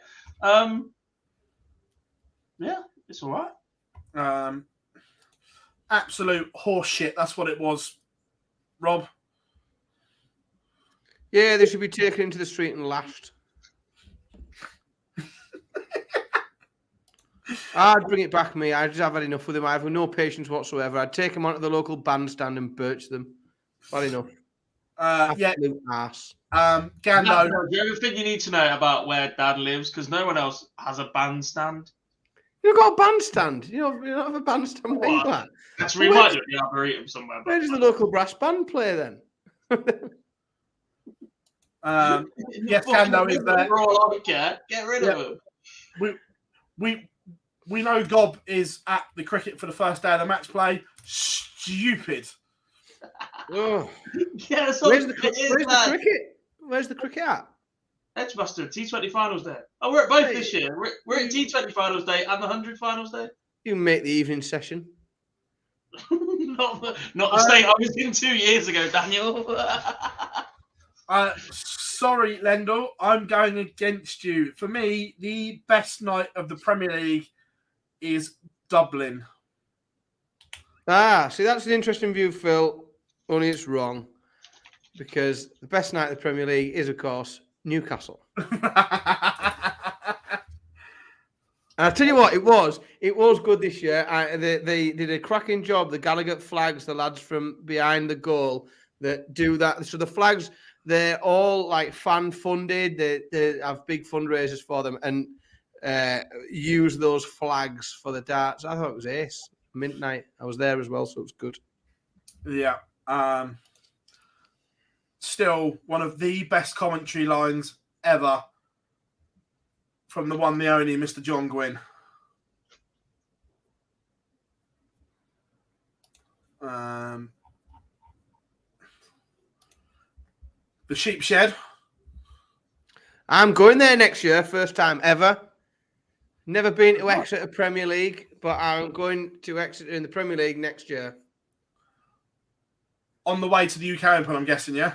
Correct. It's a long way to Hey, come. Thumbs with us. Part of the squad. Woohoo! Coming down, flying down. I'm gonna get. I'm getting no content from OD for the next UK, by the way, because we're all just on the piss. I'm gonna fly down, get Jan to pick me up from Bristol Airport. Off we go. You do realise there's an Exeter Airport. There's Exeter Airport that you can probably Yeah, find. there is an Exeter Airport, but I can't get a flight there from where I am. I'd have to drive to London to get a flight there, I think. Fair enough. It's a complete... Well, I think I can get a train to Edinburgh and go from Edinburgh to Exeter, but it's an arse on Exeter. You'll love the match play. It is the best tournament in the calendar. Best as a fan to attend, by some way the best one. Yeah, absolutely. Boys, we've absolutely smashed it tonight. Loved the live lounge this evening. Massive thanks to Luke for coming on. We wish, obviously, Mr. Boyce all the best in his continued recovery. He should be back next week. It's his birthday. Be nice. Just say happy birthday, Lee. No.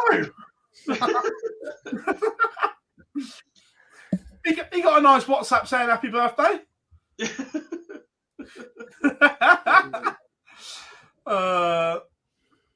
And to be fair, before we go, yeah, could you imagine Shawnee Mac? Oh, the PDC security would absolutely butcher them. I don't think they'd have to. Like, let's be honest, if someone's doing that at a darts event, the security are going to get nowhere near. it'll already be very swiftly dealt with. Another tried at another table, and the referees clattered her. Could you imagine someone trying to get up in front of George or Russ? Oh. What I really the only one I want to, like that. Maybe it's something I do want to see, because there's a strange part of me that wants to see Bevins spear just a stop oil protester through the front row tables. I want to see George Noble RKO out of nowhere in his lederhosen. Absolutely. That's when we'll get another dart story in the Daily Star. That's what we'll get. Have we gone full circle to that? Yeah. Bevins has powerbombed someone through the front row.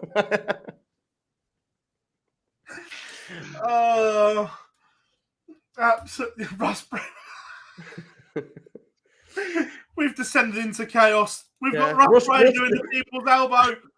Yeah, Rush Bray's just there half an hour later, refusing to let go of the sharpshooter he's got on a just stop oil protester. Dan, you know far too much about this. Dan, I'm a huge fan. You can come back more often. There's plenty of wrestling knowledge going on here, and I'm all down for it. No, look, right, everyone, thank you very, very much for your continued support this evening. It's been absolutely tremendous having you all on the live lounge. Remember, the Super Series returns in the morning on the YouTube channel, so head over and watch that. We will have the full lap bar back this week with all the reaction from the Ahoy in Rotterdam, where Gerwin Price will win his 5th Premier League night. But other than that, boys, it's been an absolute stellar night. Thank you very much. I've been Phill Bars, Jack Garwood, Dan Simpson. Enjoy the rest of your evening. We've been on 9 Darts, us signing out, and we'll see you all next week.